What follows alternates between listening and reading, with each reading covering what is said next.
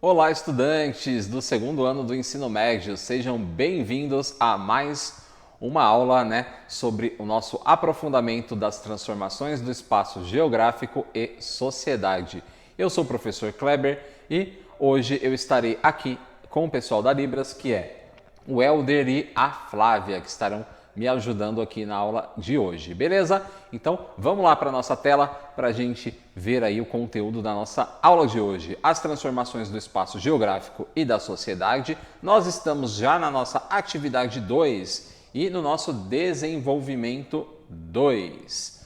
Vamos lá para as nossas habilidades da aula de hoje, que são investigar e analisar situações problema envolvendo temas e processos de natureza histórica, social, econômica, filosófica, política ou cultural, em âmbito local, regional, nacional ou global, considerando dados e informações disponíveis em diferentes mídias. E a nossa habilidade de formação geral básica trabalhada é identificar, contextualizar e criticar tipologias evolutivas, populações nômades e sedentárias, entre outras, e oposições dicotômicas, cidade e campo, cultura-natureza, civilizados e bárbaros, razão e emoção, material e virtual, etc., explicitando as suas ambiguidades. E quais são os nossos objetos de conhecimento? Os processos de transformação da paisagem em diferentes sociedades, as contribuições dos conceitos geográficos para a compreensão das transformações na sociedade, no território e no espaço. Qual que é a estratégia? Sala de aula invertida, onde o aluno é o protagonista e o professor ele faz só a intermediação, beleza? Então, nas aulas anteriores, eu já fiz a introdução para vocês, falei sobre tipos de paisagem e a sua dinâmica com a sociedade. Depois, a gente fez o nosso desenvolvimento 1, onde nós respondemos a atividade 1 que eu passei para vocês e agora a gente vai começar a responder a atividade 2. Então, se você não viu a aula anterior, eu recomendo que vocês vejam, pois nós falamos a respeito do patrimônio histórico que é o Coliseu Romano. Falamos várias curiosidades sobre o Coliseu Romano e até mesmo a origem do joinha que a gente usa para fazer o like e o dislike, tá? Então, isso tudo está no conteúdo da aula anterior, beleza? Então agora a gente vai começar a responder a nossa atividade 2. Então vamos dar uma olhadinha lá na nossa tela. Quais são os nossos objetivos aí da aula de hoje? Na aula de hoje vamos recapitular as orientações da atividade 2 e dar um exemplo de resposta utilizando a comparação de imagens de épocas distintas de um espaço de vivência. Ao observar as imagens, poderemos perceber as mudanças ocorridas nesses espaços ao longo das décadas. Bons estudos para vocês! Vamos lá! Qual que é a nossa atividade 2, pessoal? Vamos lá. Os estudantes devem se dividir em grupos para realizar uma pesquisa. Ela consiste em fazer um levantamento das mudanças ocorridas em seus espaços de vivência, escola, casa, comunidade, ao longo dos anos. Vocês podem usar como exemplo as mudanças ocorridas durante a pandemia de Covid-19 e relatar as transformações que ela causou nesses espaços de vivência. Então, uma dica valiosa para vocês é utilizar aí dos conteúdos que a gente aplicou lá na nossa atividade 1. Por exemplo, o método científico, tá? Que a gente fez lá na nossa atividade 1.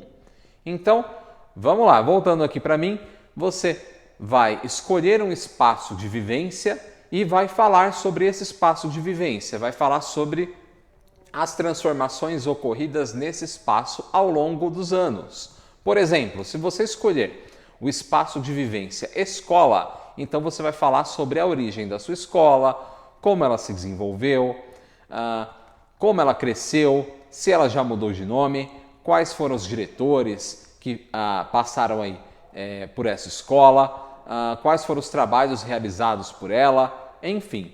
E quando a gente fala da pandemia de Covid, que é um dos tópicos importantes da atividade, vocês podem falar o seguinte: quais as transformações que aconteceram, né, na escola, né, nesse espaço de vivência, quando a gente está falando de Covid-19, da pandemia de Covid?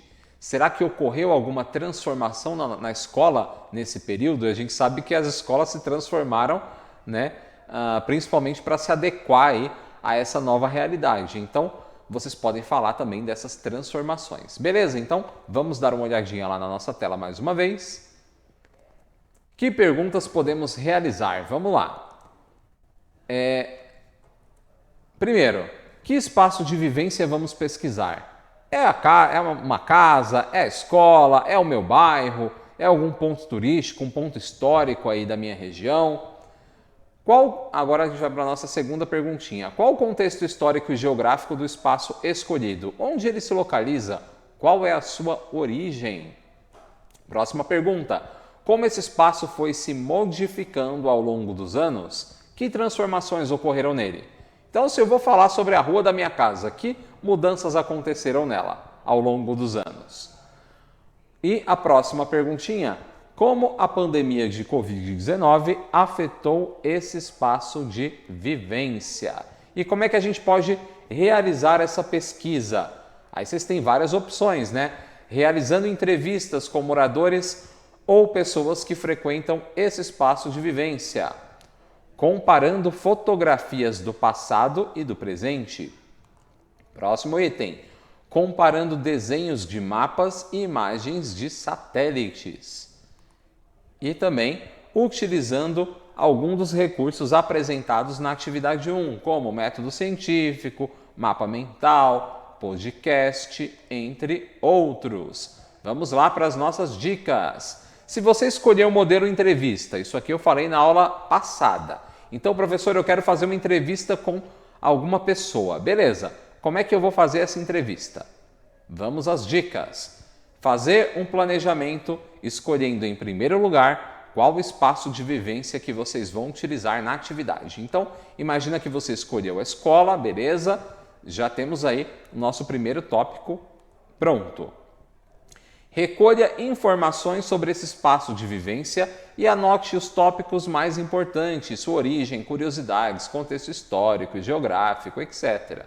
Então, você vai vai recolher primeiro aí, fazer um levantamento das informações importantes. Próximo item, você vai escolher os entrevistados ou entrevistado. Lembre-se de pedir autorização, tanto da pessoa que você vai fazer a entrevista, quanto dos seus pais e responsáveis, né? Para fazer essa entrevista e também avisar o pessoal da escola, tá? Que vocês vão sair a campo para fazer uma entrevista, beleza? Então, sempre peça autorização para realizar aí esse tipo de trabalho, tudo bem? Vamos para o nosso próximo item na tela, vamos lá. Como é que você vai fazer essa entrevista? Você vai preparar o roteiro, separar os tópicos que serão abordados. E depois de separar o roteiro, professor, o que eu faço? Eu vou escrever o questionário que será trabalhado com os entrevistados ou entrevistado, tá? Vocês podem enviar as perguntas com antecedência para agilizar o processo. Então, se eu quero falar sobre a minha escola, eu preparo as perguntas que eu quero fazer para as pessoas que trabalham na escola há mais tempo, que conhecem a história da escola. Eu mando essas perguntas para esse grupo e por conta dessa antecedência, quando eu for fazer a minha entrevista, já vai ser tudo mais rápido. Então, a pessoa já vai saber o que ela vai responder e todo o processo e dinâmica vai ficar mais tranquilo, tá? Então, vamos lá na tela mais uma vez. Vocês vão escolher, né, o tipo de plataforma em que a entrevista será feita. Ela vai ser feita em vídeo, áudio, escrita. Escolha a plataforma. E professor, durante a entrevista, como é que eu devo me portar? É muito simples. Você vai se apresentar de forma educada e falar sobre o objetivo da entrevista. Depois, você vai formular as perguntas de forma clara e objetiva. Depois, você vai, né, se você for usar algum recurso tecnológico, verifique se eles estão funcionando adequadamente antes da entrevista. Então esse tópico aqui, pessoal, ele é muito importante. Por quê? Imagina que você vai realizar uma entrevista em vídeo. Aí você já agendou ali com o seu convidado, né, que você vai realizar a entrevista, separou o dia bonitinho, separou o questionário. Quando você chega para fazer a gravação, e você vai gravar no celular, por exemplo, você percebe que ele está sem bateria. E agora você vai ter que gastar um tempo carregando o celular e vai acabar atrapalhando a entrevista. Então, todos os recursos tecnológicos, eles precisam estar funcionando no momento em que você vai realizar a entrevista. É a mesma coisa, né, do exemplo que eu falei na semana passada, aqui no Centro de Mídias. A aula ela foi enviada com antecedência. O estúdio já preparou aqui as câmeras, está todo mundo da produção preparado. Então, a aula vai ser realizada. Por quê? Todos os recursos tecnológicos disponíveis estão funcionando, tá? Então, ela só se realiza porque a gente já se preparou com antecedência. Beleza? Então, vamos lá para a nossa tela mais uma vez para o nosso próximo tópico. Não interrompa a fala dos entrevistados, tá? Então, se você conversar com alguém, não interrompa a fala dessa pessoa, beleza? Depois, você pode fazer anotações ou gravar o conteúdo, né, sempre com autorização. E quando você terminar a entrevista, se despeça e agradeça ao entrevistado, tá?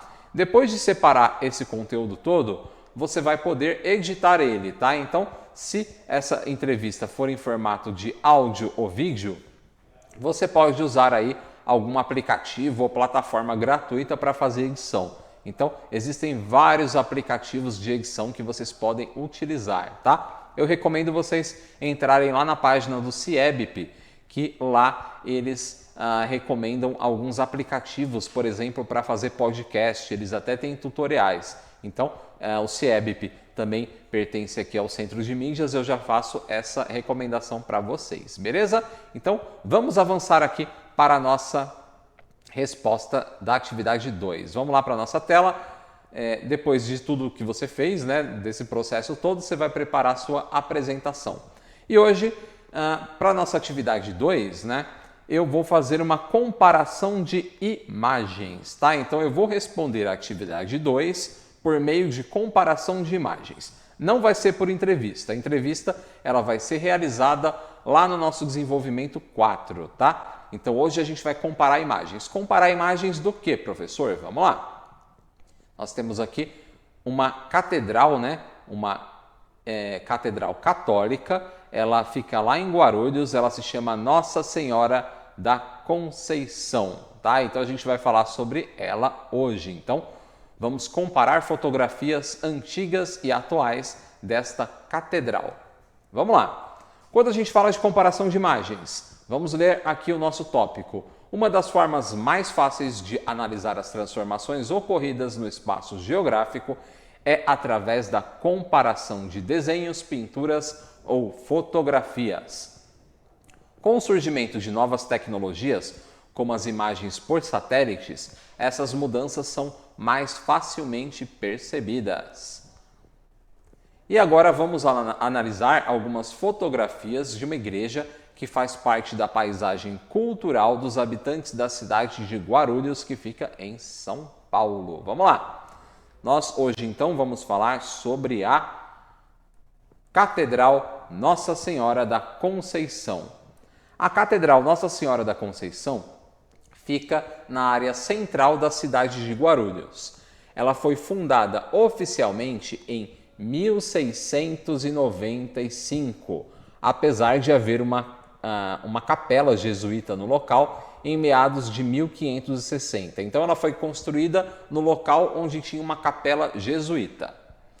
A igreja foi construída em estilo barroco e passou por várias modificações ao longo do tempo.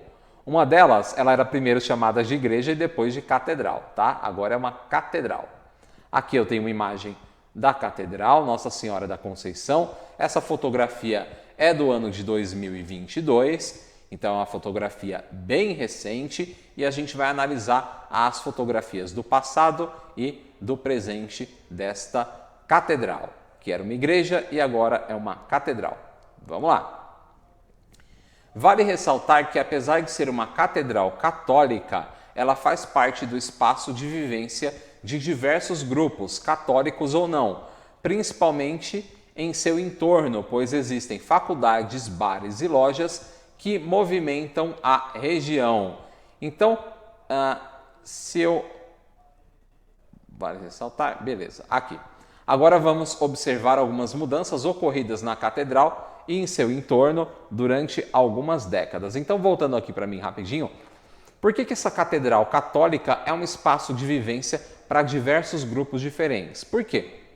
Ela fica bem na área central da cidade, ao lado de faculdades e bares, tá? Restaurantes e também várias lojas, tá? De produtos variados. Então, é uma catedral que fica num espaço onde circulam grupos diversos, tá? Por isso que ela faz parte aí do contexto, né, da cidade de Guarulhos, né, do espaço de vivência aí dessa galera que frequenta a área central da cidade, tá? Então, vamos lá para a nossa tela mais uma vez.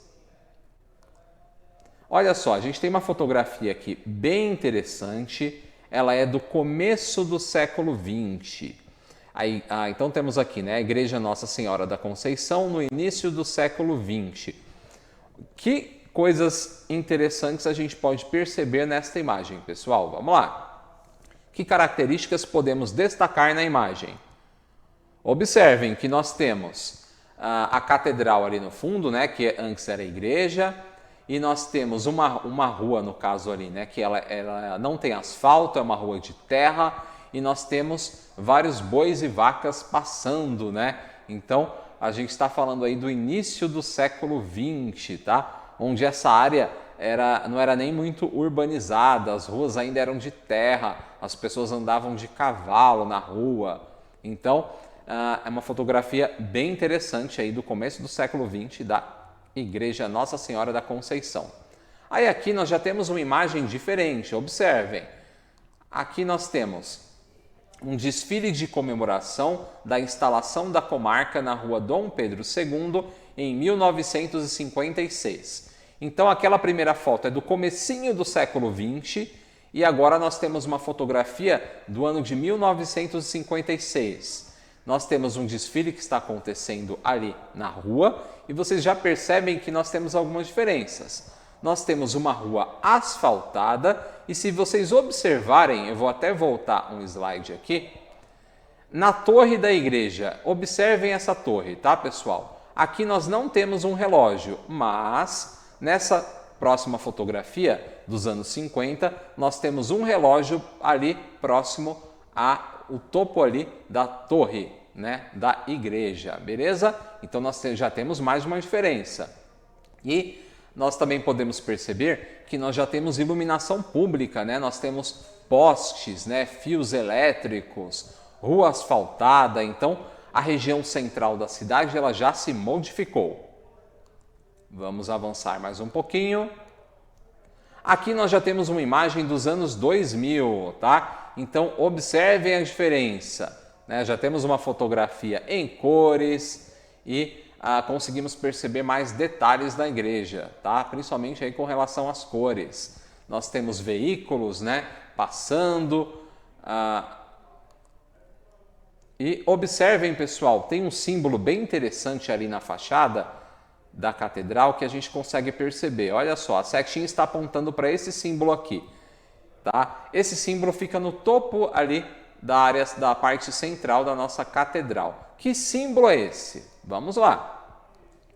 Esse símbolo, pessoal, é o símbolo da bandeira imperial do Brasil. É o centro ali da nossa bandeira imperial. Então a gente já percebe que essa catedral ela foi construída, né, na época do Império, quando a monarquia ela comandava o nosso país. Então agora a gente vai ver na tela o significado aí desse símbolo que aparece lá na catedral, que está presente na bandeira imperial, tá? Então essa bandeira aqui, ela é a bandeira anterior aí à nossa bandeira republicana, tá? A bandeira atual do Brasil. Ela é bem parecida, né? Só a parte central que muda.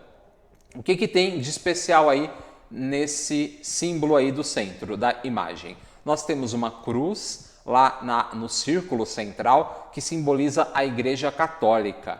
E ao redor da cruz nós temos estrelas, que simbolizam as províncias da época, que eram os estados, tá? E depois nós temos um escudo que fica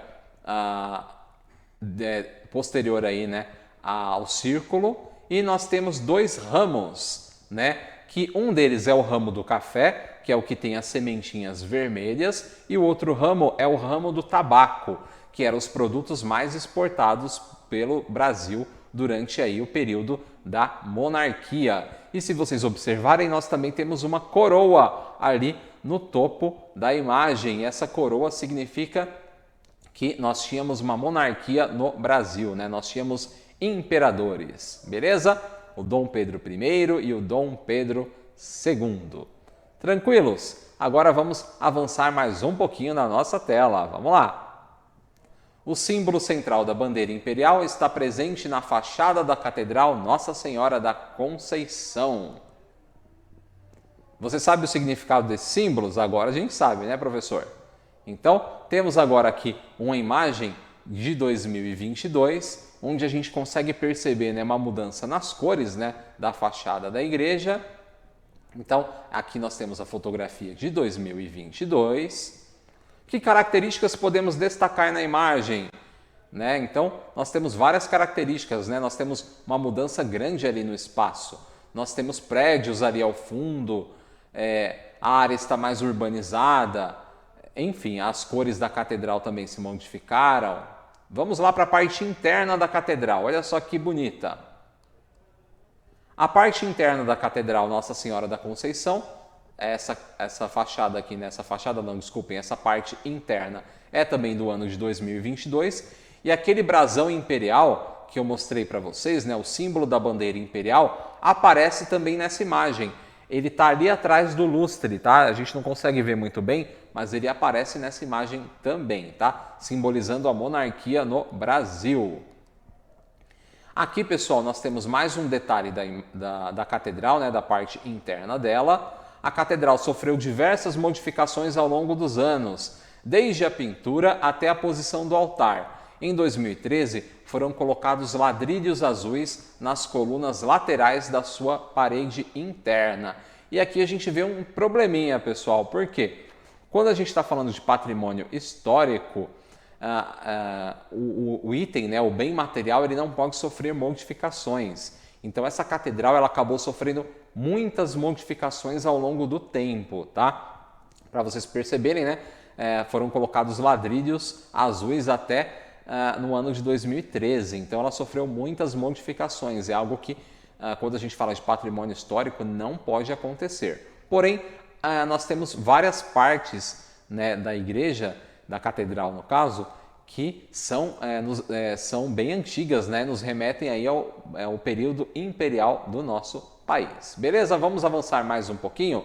Vamos para as nossas curiosidades da história, tá? Então, no período em que a escravidão ainda vigorava no Brasil, a igreja era frequentada apenas por pessoas brancas. Os negros deveriam frequentar uma igreja específica chamada de Igreja Nossa Senhora do Rosário dos Homens Pretos. Ela ficava muito próxima à Igreja Nossa Senhora da Conceição. O documento mais antigo que fala sobre a Igreja dos Homens Pretos é datado de 1757. A Igreja Nossa Senhora do Rosário dos Homens Pretos foi demolida no ano de 1930, tá? Então, pessoal, voltando aqui para mim rapidinho, para a gente fechar esse conteúdo, na área central da cidade de Guarulhos nós temos então a Catedral Nossa Senhora da Conceição, só que depois aquela rua que vocês viram as pessoas fazendo desfile, ela não é mais uma rua onde passam carros, ela virou um calçadão. Então o asfalto foi retirado, fizeram uma grande calçada para as pessoas que circulam naquela área terem mais espaço para fazer compras, para passear. E depois que eles fizeram o calçadão, eles descobriram as colunas antigas da Igreja Nossa Senhora do Rosário dos Homens Pretos, que é a igreja frequentada pelos escravizados. Então, olha só que interessante, né? Nós temos uma igreja que era frequentada apenas por brancos e muito próximo a ela nós tínhamos uma igreja que era frequentada apenas por negros escravizados. Por que isso acontecia no nosso país? Porque nós tínhamos escravidão e também um racismo muito grande, tá? Então, essa igreja Nossa Senhora do Rosário dos Homens Pretos, ela acabou sendo demolida, só que no local dela, a Prefeitura de Guarulhos colocou 2 placas que eu vou mostrar na imagem agorinha para vocês, na nossa tela. Então aqui nós temos uma das placas que fica no chão, né, desse calçadão. E aqui nós temos uma plaquinha bem pequenininha que fala o seguinte, no texto dela, né? A área escura do piso indica a localização provável do edifício da Igreja Nossa Senhora do Rosário dos Homens Pretos, que foi aí demolida em 1930. Então, esse quadradinho ali que está na cor prateada está um pouco desgastado, né? Mas ele representa o formato da catedral. E eu não sei se dá para perceber, mas o piso ali do calçadão, ele tem uma cor diferente. Tem uma parte que é mais escura e a outra parte que é mais clara. Então, na parte mais escura, fica marcado onde é a igreja, onde ela ficava localizada, tá? E essa parte mais escura fica junto com as 2 placas que eu mostrei para vocês, beleza? Então, a gente fez uma comparação dessas 3 imagens aqui. Uma imagem do começo do século XX, uma imagem do ano de 1956 e uma imagem do ano de 2022. Beleza?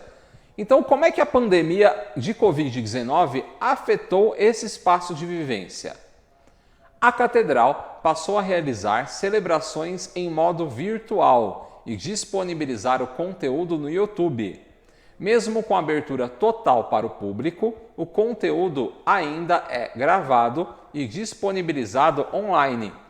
Então, olha só que interessante, durante a pandemia de Covid, a gente tem que lembrar que nós tínhamos uma restrição de pessoas nos espaços. Por quê? A gente precisava evitar aglomerações. E como é que essa catedral ela resolveu esse problema? Fazendo, né, as celebrações de modo virtual. Então colocava uma câmera, né, e os religiosos, né, o padre, fazia a sua celebração e disponibilizava o conteúdo online para os fiéis, tá? Mas não foi apenas esta igreja, no caso aí, né, a Igreja Católica, que realizou isso. Nós temos diversas igrejas evangélicas, nós também temos igrejas islâmicas, nós temos centros judaicos também que fizeram celebrações em modo virtual. Então, em várias culturas diferentes, né, nós tivemos essas celebrações, né, e esses cultos, né, essas formas de celebrar e realizar a religiosidade, elas foram acabando aí restritas, né, por conta da pandemia, mas elas foram realizadas de modo virtual. Então, é uma forma aí de resposta aí para a nossa atividade 2, né, para aquela perguntinha sobre a questão do Covid-19 no espaço de vivência, beleza? Então, vamos para a nossa tela mais uma vez para a gente fazer uma reflexão. Vamos lá, na nossa telinha. Depois de recapitularmos as orientações da atividade 2, revimos as dicas de como usar o gênero entrevista para responder à atividade e, depois disso, vimos um exemplo de resposta da atividade utilizando a comparação de imagens de um mesmo espaço de vivência ao longo de várias décadas. Como a fotografia pode ser utilizada para encontrarmos informações sobre um espaço de vivência? Que informações conseguimos tirar ao observar as imagens da Catedral Nossa Senhora da Conceição? Então, esse aqui é apenas um exemplo de como a gente consegue realizar, né, esta atividade 2. Então, eu pesquisei uma igreja uma catedral no caso, né, que fez parte aí do meu espaço de vivência, porque eu frequentava aquela área central da cidade de Guarulhos, e Eu espero que vocês tenham gostado do conteúdo. Façam a pesquisa de vocês, mostrem lá para os seus professores, apresentem para os colegas. Não deixem de avaliar o nosso conteúdo. Na próxima aula, vamos avançar para o nosso desenvolvimento 3. Espero que vocês tenham gostado. Já deixo o meu abraço para vocês e até mais, pessoal. Tchau, tchau!